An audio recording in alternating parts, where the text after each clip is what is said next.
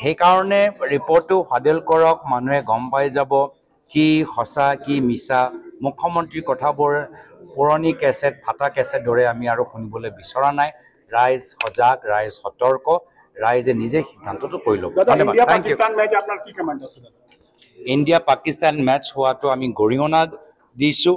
আজি ICC ভিতৰত ভাৰতৰ দখল আছে, BCCI আমাৰ।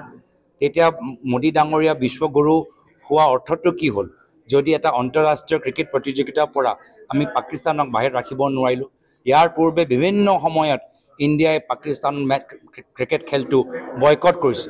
এইবাৰ কিয় পৰা নাই? মাত্ৰ পইচা লোভ, মাত্ৰ এডভাৰটাইজমেণ্ট লোভৰ কাৰণে।